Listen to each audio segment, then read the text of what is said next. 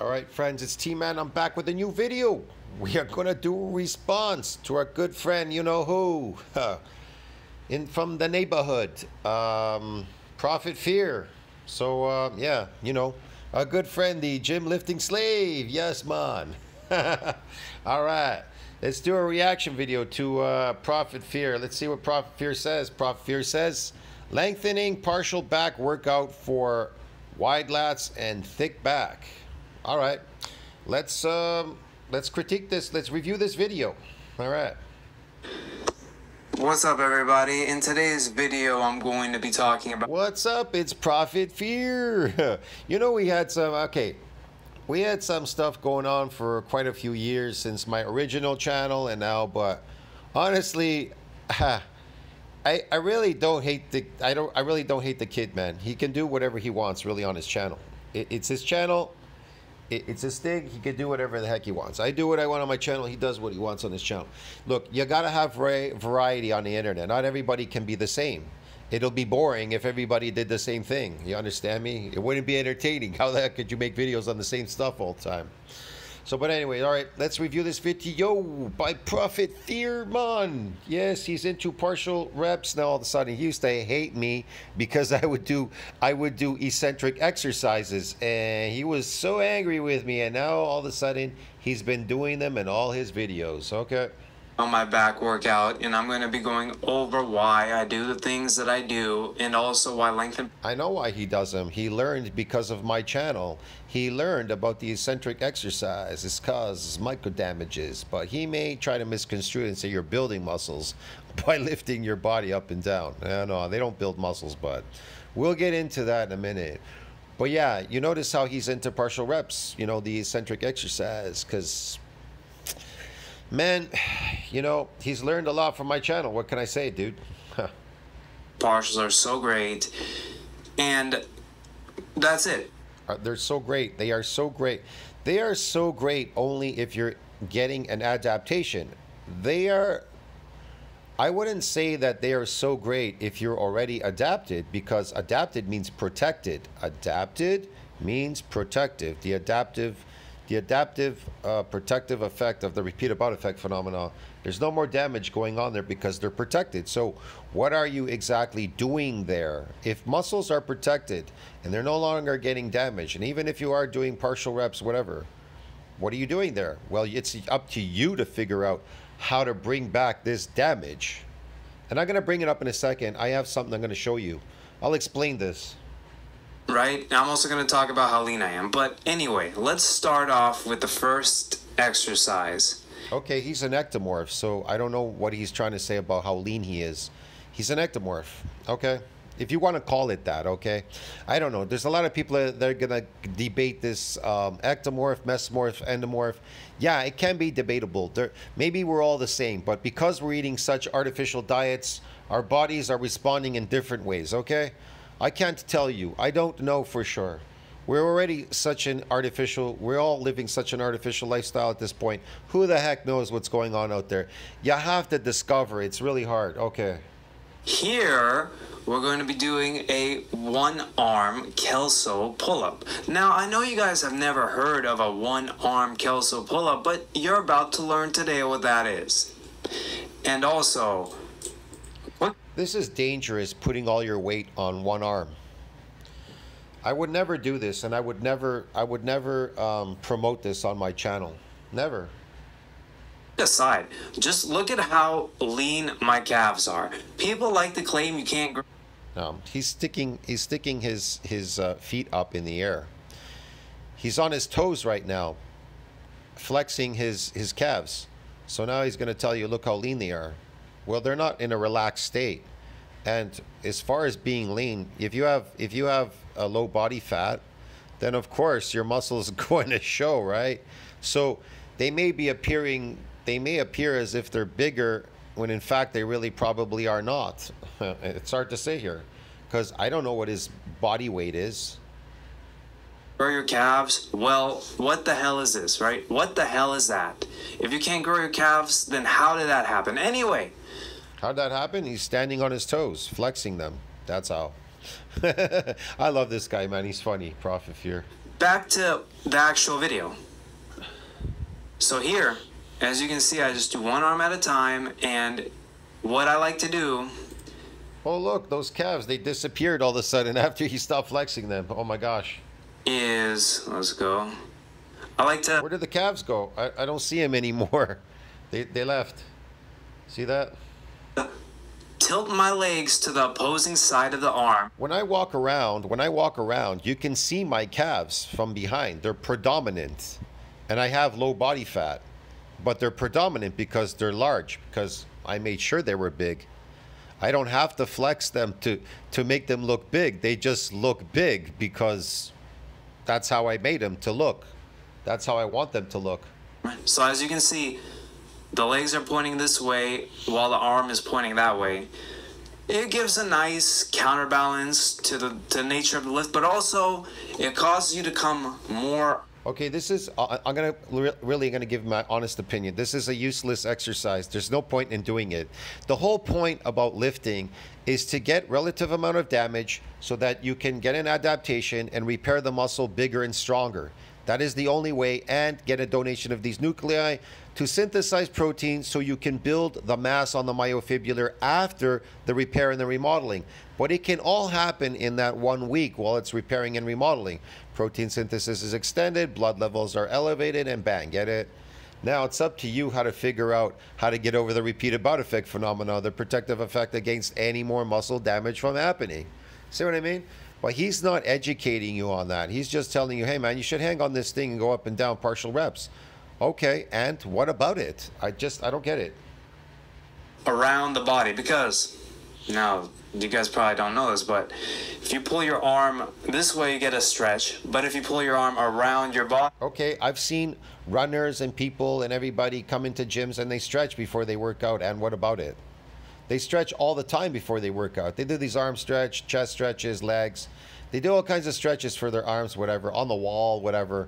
And what about it? What's that stretch going to do? Nothing. It's not going to do anything, I'm telling you. It's not going to do much. Across your body. You're not looking for a stretch. What you're trying to do is use the weight to stretch out the muscle in repeated movements. Many repeated movements in stretches as you can accomplish with a weight.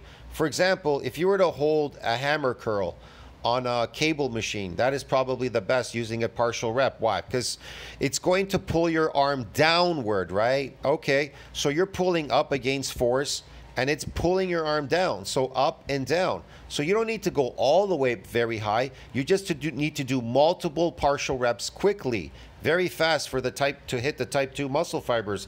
Those are the ones you want to damage type 2. They're rapid firing muscle fibers, so the movement needs to be rapid. That's why when you do full range, it's too slow. A lot of the times your muscles are hiding in type 1 muscle fibers. Remember, we have more type 2 or type 1 muscle fibers than type 2. So what do? We want to micro injure, damage the type 2 muscle fibers. They're rapid firing muscle fibers. So you need to rapidly move the weight up and down. How do you do that? Only in a partial rep. You can only move the movement has to be numerous reps, and they have to be rapid, and there has to be many of them, and have to be fast, up and down, up and down. Why? To cause the muscles to damage. They will not damage. They're resilient from being damaged. A very slow movement is not going to damage it. I'm telling you, it's not going to work, bro. It's not going to work. Slow movements are for type 1. Fast movements are for type 2. That's why partial reps work better when you're moving your arm and it's push, especially cables, they push your arm down. They push the arms down. Anything that drags your muscles downward is eccentric movements, dragging you down. It's not focusing on the up movement. You got to focus on the down movement. I never count. Most people count, they go 1. They count on the concentric movement. No, I always count on the down movement. So my first movement is 0. The next movement would be down. Would be 2, would be 1, and then 2, and then 3, going down. The down force, not the up force. People count on the up force and focus too much on the up force, and they forget about focusing on the down force. That's the most important. You get more of a stretch in the outer lat, which is what you guys... Also, less energy is expelled on the force going down with gravity. More energy is expelled going up. That's why you don't want to do full range. You're just wasting energy. It's like this. You're not going to get anything climbing stairs going up other than you're going to get exhausted. You understand me? You are going to get exhausted. You are an endurance athlete running up a stairwell. But when you run down a stairwell, there's less energy being used, kinetic energy. There's less energy being expelled, and you can run down a lot faster going downstairs than you would go upstairs. So running down a stairs going fast will cause damage to the muscle fibers. So the movement has to be rapid firing to hit the type 2 muscle fibers. Make sense, bro? Make sense? Yes. Want when you do pull-ups, I hope. And that's why I do that. But there's one drawback to this lift that I've found. That's pretty obvious, actually. But also, look at how muscular my hamstring is. Look at this stuff. Another one of my viewers, he actually has a few thousand subscribers. You know who you are. You brought up to me that you heard that the lengthened partials cause more distal growth than full range of motion. Well, here it is. Here it is. You see the distal hamstring growth from all of the lengthened partials that I do on the leg curls. That is real. But speaking about the back, so with this lift, the problem is, and oh yeah, this is just isolating the back, scapulothoracic motion, no arm bend, shrugging up and down with the lats, one arm at a time, taking the arms out of it. What you'll notice with this lift though, is that it causes you to start rotating left and right. You have to be able to balance your body through space to do this lift. And what I recommend, if you can do it, is to use your other arm to stabilize yourself. Use the fingertips to hold on to something like that pole over there, like the pole up there, like the platform to the left, either, anything. And just pull yourself up while doing this to keep you stable. That will be much better. It will be like doing a supported dumbbell row or even a supported split squat, because support always makes a lift better. Having no support and being unstable is always... Again, this is for entertainment purposes only. What are you doing this for exactly? To show off? Like, you're never going to do this in the street. You're not going to do this anywhere. But if you do this in the gym and you get injured, then it's road to recovery again. Those videos, road to recovery. When people do ridiculous movements that can injure them, here's what happens. Road to recovery. I thought that going to the gym was about getting better and stronger and a whole bunch of stuff. You understand me? I didn't think it was about road to recovery, these stupid videos. This is road to recovery video. Worse for muscle growth. Being more stable is... No, this is not going to grow your muscle at all. It's going to damage it. It's going to injure the muscle fibers, weakening you. That's how you get injured. That's how runners get injured in races. You understand me? They did something that they were unaccustomed to. They ran probably a lot faster than they would normally run. They were not accustomed to it. They pushed themselves and they got a micro injury in the muscle. And as they kept running, that micro injury, it got worse. And then they got out of the race. They stopped because it got worse. And now it's road to recovery. Duh. Better for muscle growth. So in this case, what I would do... How could this lead to muscle growth? How does this lead to muscle growth? If you don't have any more nuclei, you can't synthesize any more protein. Doesn't matter how much protein you eat. There's no muscle growth. That's why he's not growing. Prophetfear is not growing. Look at him in all his videos. He's lifting, but he's not growing. He's not growing because muscles have an MND size limit. They have a ceiling limit during hypertrophic process, beyond where the satellite cell can donate any more extra nuclei to that domain to support what? Further muscle growth. So here's the thing though. What is associated with, well, we know that a unique feature of untrained muscles is they get stiff and sore the next day due to what? Muscle damage, but trained muscles do not get damaged. So what gets this damage to come back? Well, unaccustomed bouts unaccustomed bouts of exercise are known to cause what? Widespread muscle damage. Science tells you that because they've done tests on it. Yeah. So is he unaccustomed to doing this? No, he may have been the first time, right? Okay, let's just say. He may have been the first time, but it's never happening again. And you will see on the next set, this is more exaggerated because I add weight. But here's the thing. Most likely when they do get these micro injuries, I'll tell you, they repair and they remodel stronger. What does that have to do with mass though? Well, to mass the myofibrillar, to see that mass visually, again, protein synthesis needs to exceed that breakdown to see that mass visually on that myofibrillar. That is really hard to accomplish. I'm talking about real mass. I'm not talking about glycogen. You understand me? Eating pizza all day, creating fake muscles. I'm talking about real proteins, a bunch of stuff, okay? Do is put my fingertips on this, either this, and that's what I did, or this, that pole or this platform. So that way when I do my reps on this one arm Kelso pull-up, I'm more stable and I can actually go up higher because it makes you more stable, so you can pull up higher. Okay.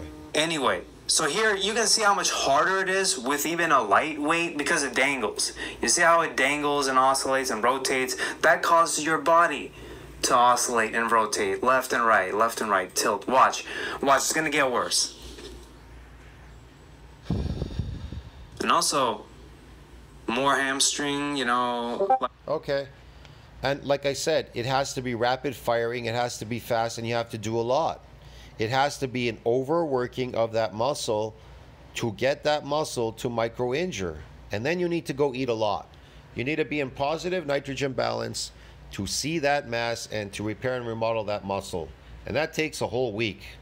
It's in the hamstrings and all that. Here, right here, watch this. Oh, there we go. Now. Again, this is unnecessary to do this. This leads to injury and road to recovery.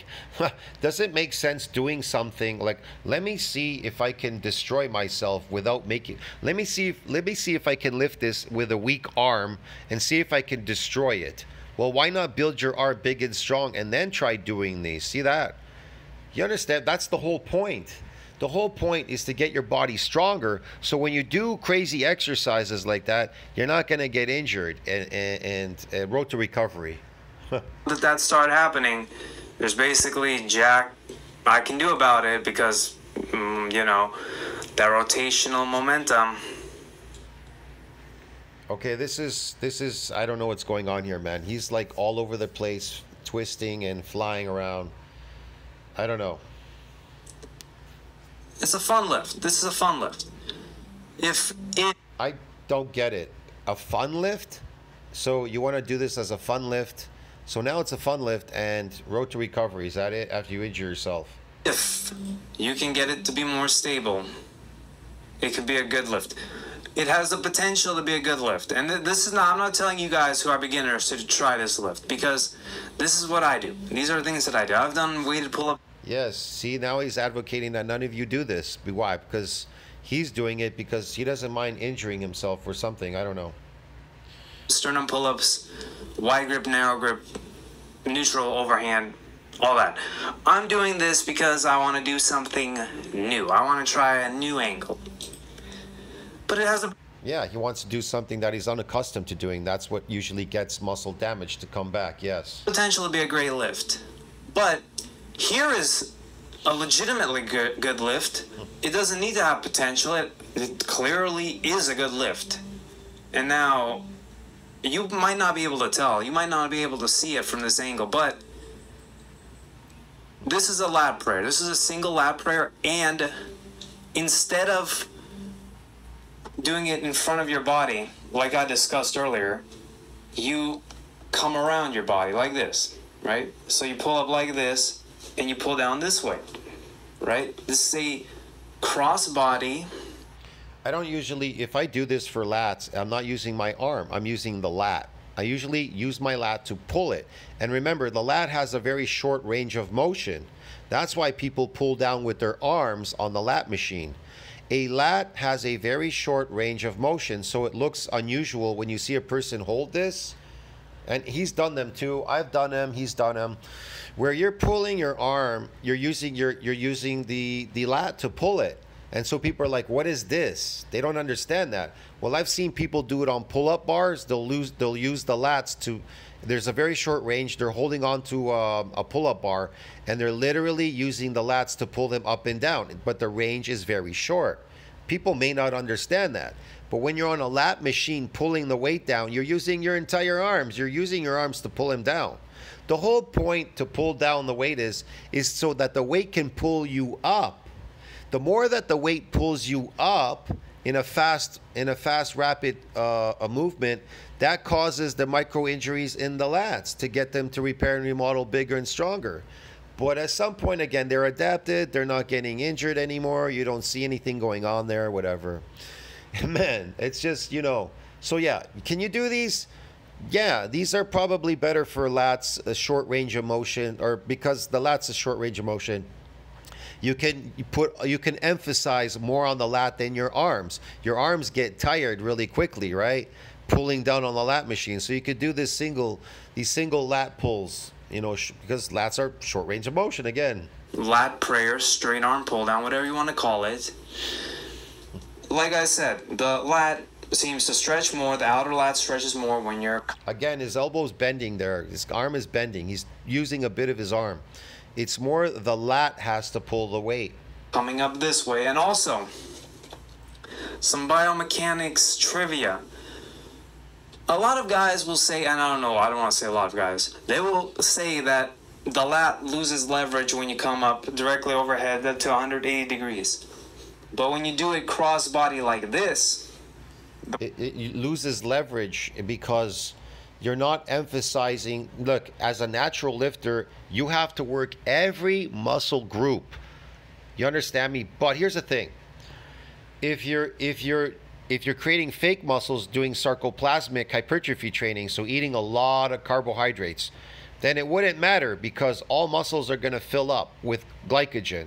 So you're there to lift weights and fill your muscles with glycogen, creating these phony sarcoplasmic muscles. But if you're trying to damage muscle fibers and literally grow those muscles, then you need to focus objectively on each and every muscle group. You got to do upper, lower chest, middle chest. You have to do flies, upper, lower, middle. Man, the lats, they have to be their short range of motion, one arm lat pulls. The lat pull down at some point ain't gonna work anymore. Like, you just have to focus on all the small muscle groups.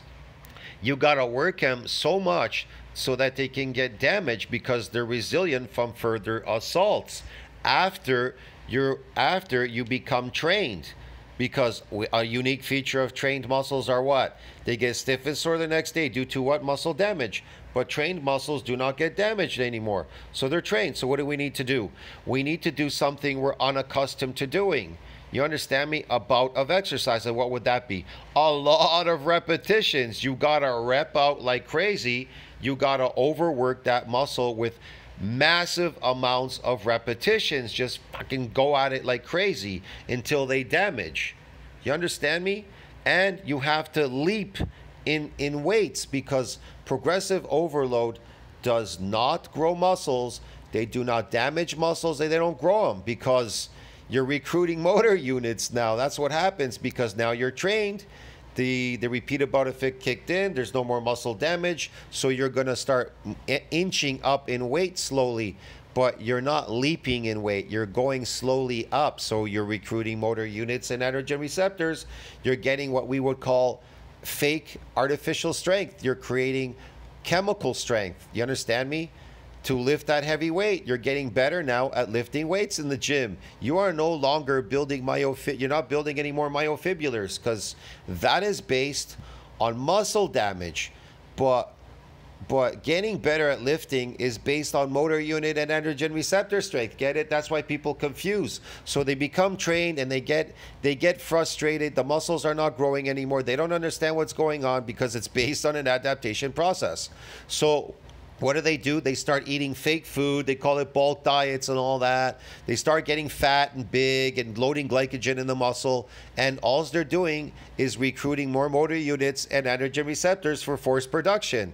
You understand me? They're not getting physically stronger, and then they can't figure out why their muscles are getting injured, tearing, and then road to recovery, dude. The way I'm doing it, you don't have Bodybuilding is a very complex thing.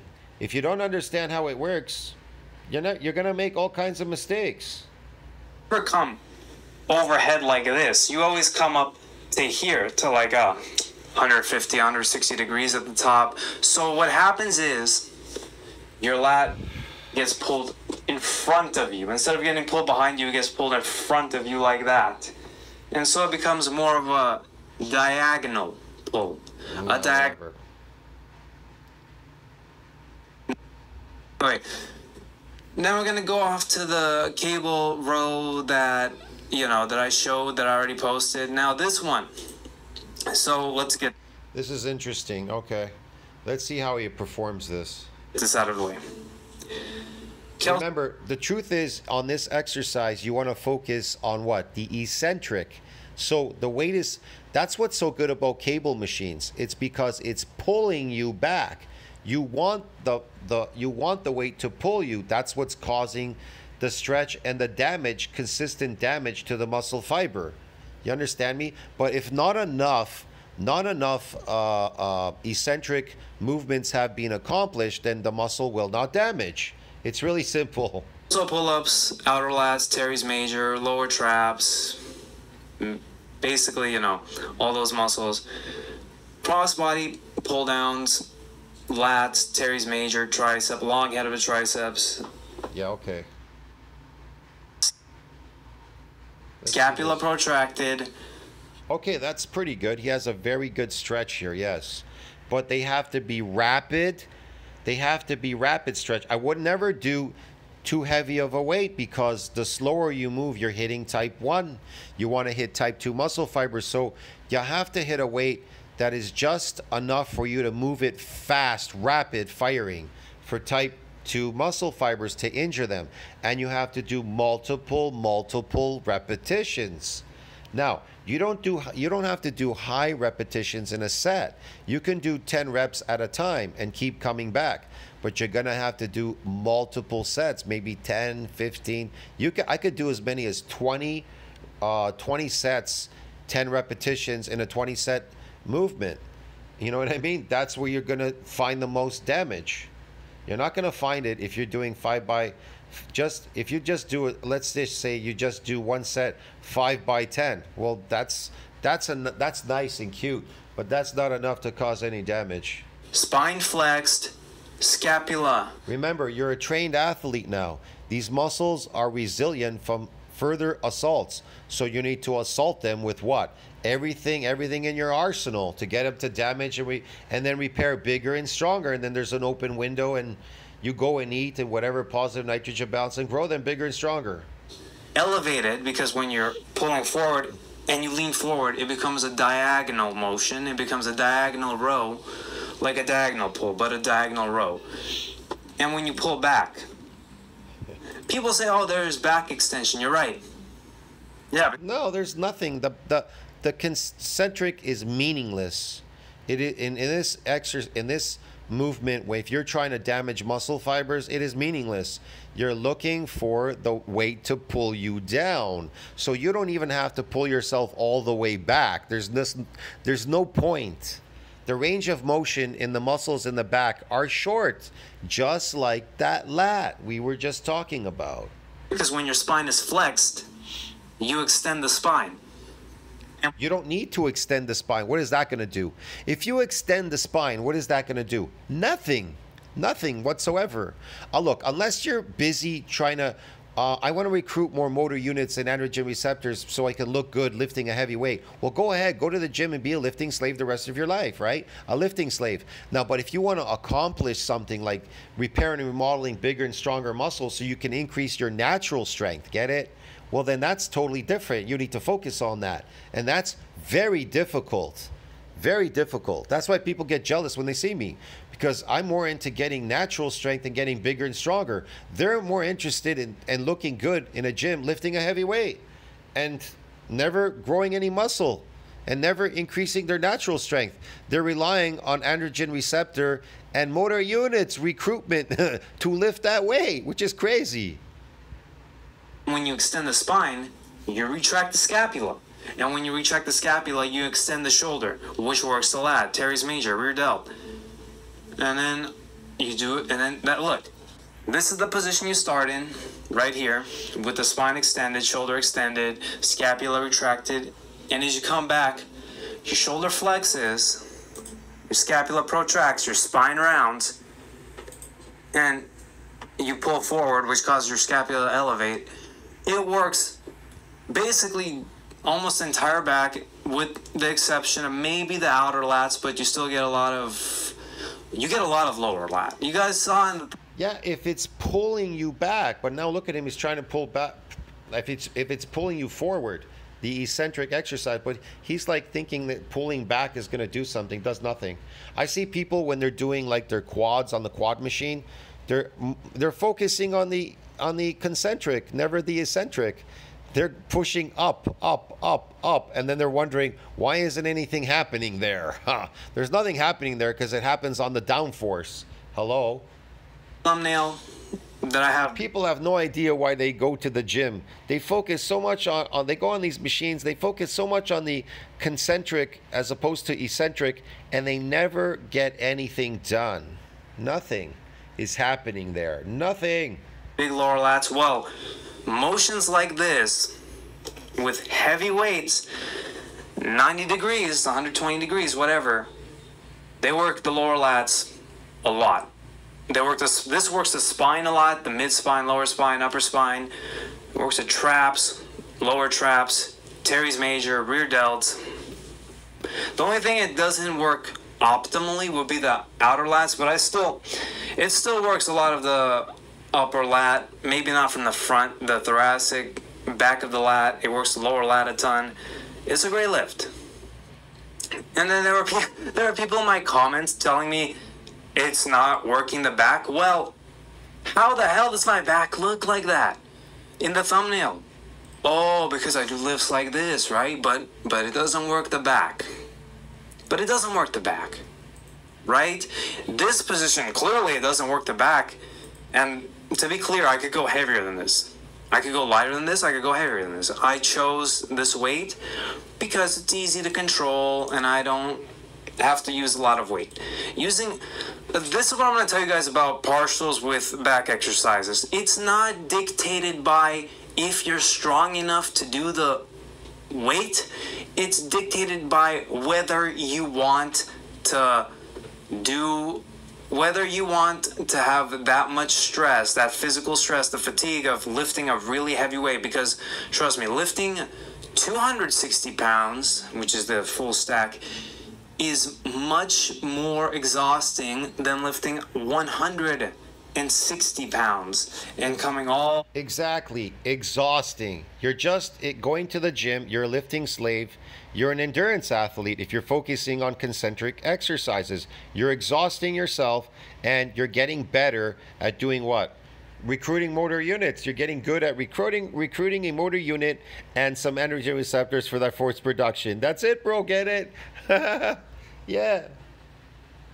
All the way back. But it probably grows you more too to use 260 pounds. It grows you more? How does it grow you more exactly? Could you please elaborate? Prophetfear, could you please elaborate how this grows your muscle? How does it grow your muscle exactly? How does a weight grow your muscles? Please. Than using 160 pounds, and that's probably why it's easier to use 160 pounds.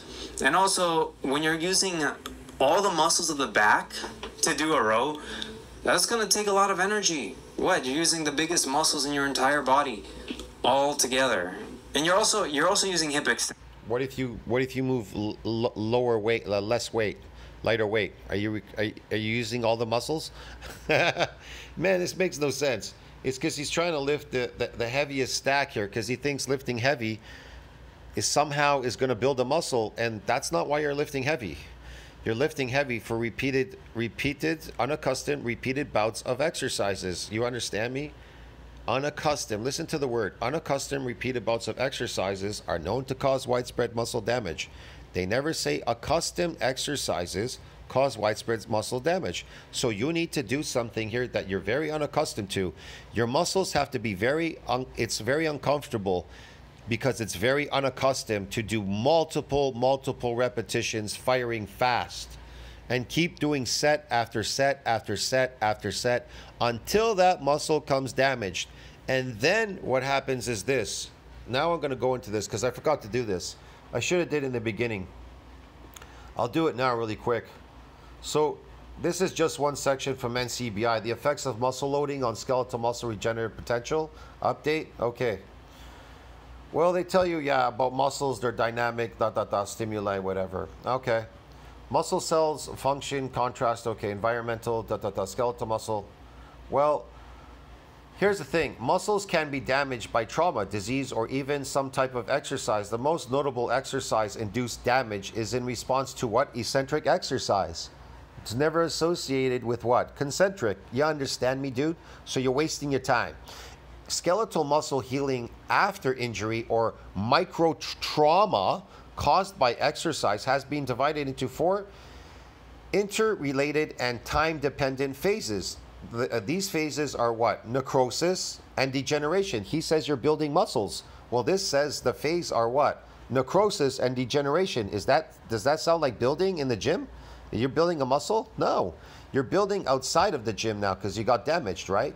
Then you get inflammation. Then there's a repair and scar tissue formation, fibrosis. Right. So necrosis, degeneration of the myofibrillar is characterized by disruption of the plasma membrane. You have to disrupt that plasma membrane to get it to damage the lamina, resulting in an ingress of what? Intercellular calcium and subsequent autogenic degradation of the damaged muscle fiber unit. They always tell you it's damaging muscle fibers. Get it? They don't build muscles lifting weights. They don't build anything there. Within the first day of injury, the area is invaded by inflammatory cells such as mononuclear cells, activated macrophages, and T lymphocytes. The subsequent excretion of growth factors and cytokines further promotes increased blood flow to the area and enhances the inflammatory response. Okay, muscle regeneration begins once the phagocytic inflammatory cells have cleared away. So first they clear away. That's usually the first 3 days. The necrotic tissue, see, it clears out the necrotic tissue, and it has been shown that inflammation, so you have to get smaller to get bigger. You have to get smaller to get bigger.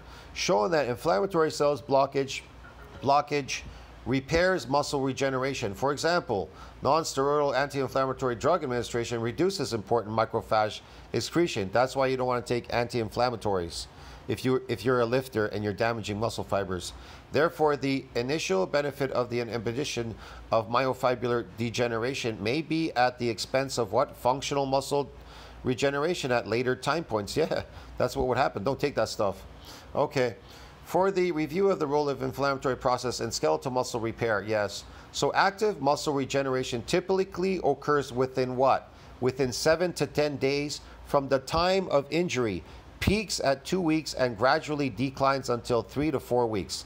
Subcutaneously, scar tissue formation peaks around the 2nd week post-injury, although collagen type 1-2 depositions, whatever, being observed early in 3 days after injury. Yes, we know all about this, man.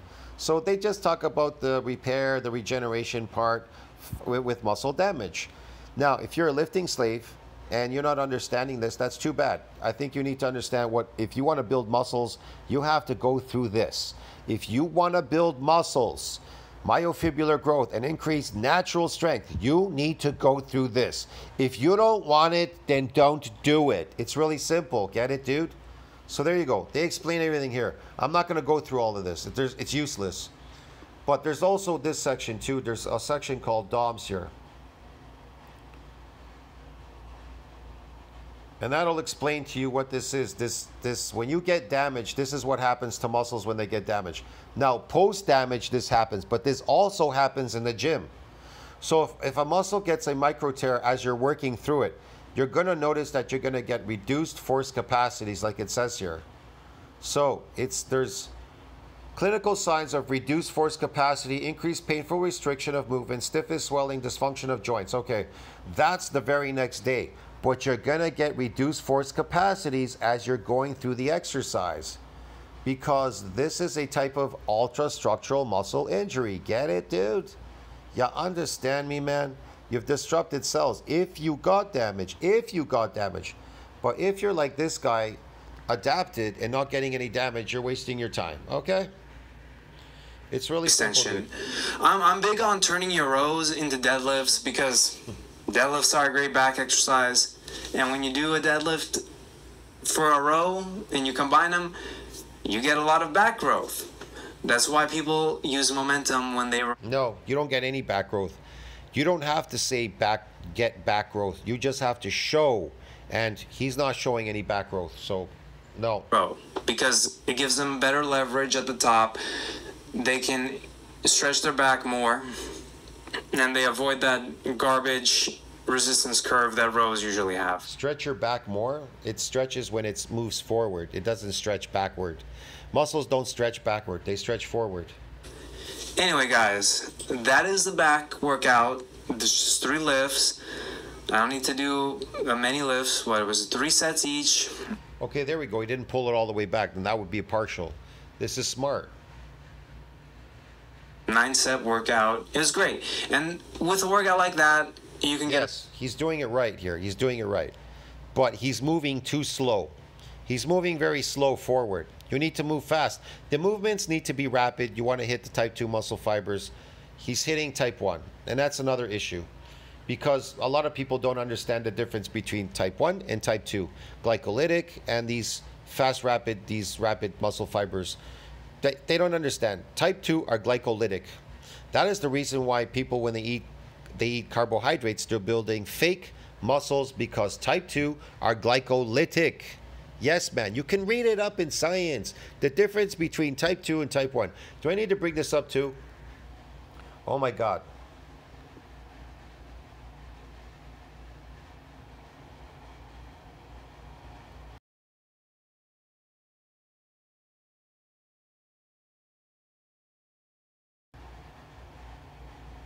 According to Khan Academy, type 1 fibers contain more mitochondria, which means they can produce more energy and are better for long, aerobic activities. Right. Type 2 fibers, on the other hand, are suited for short, fast bursts of activity that don't require as much oxygen. Yeah, they're glycolytic. Here it is, right down here. The fast glycolytic. See that? So, the 3 types of muscle fibers are slow oxidative and fast oxidative. The fast glycolytic FG, most skeletal, there you go. Fast type 2 muscle fibers are glycolytic. And so it's easy to load a lot of glycogen in the muscle, and it fools you. You got fooled muscle fibers, get it? So these are different. How they operate are different, okay? You got oxidative and glycolytic. Remember, the oxidative, a lot of oxidative stress. People going to the gym doing concentric exercise, oxidative, glycolytic. Need to know the difference, broski. Yes, man. And a lot of people, they don't know the difference, okay? Get a back like that. And obviously you do your rows and pull-ups, all, program. You have to program all of this throughout the months, throughout the years. Yeah, man, I don't know. Like I said, this guy has a long way to go to learn. But anyway, yeah. And you'll have a big, thick, wide back. Also, do your... No, you won't, because he doesn't. He's telling you you will, but why doesn't he have it? Because, want to know why? Because it doesn't work. Because he doesn't have it. Because he has nothing. He shows you his back in a picture in the beginning, but I don't see anything there. But anyways, okay. I'll see you in the next video, friends. Tell me what you think about that. Like, subscribe, support the channel. He's adapted, and there's no more adaptations here. I'll see you in the next one. Ciao, friends. And without any more adaptations, there's no more growth. I'll see you in the next one. Ciao.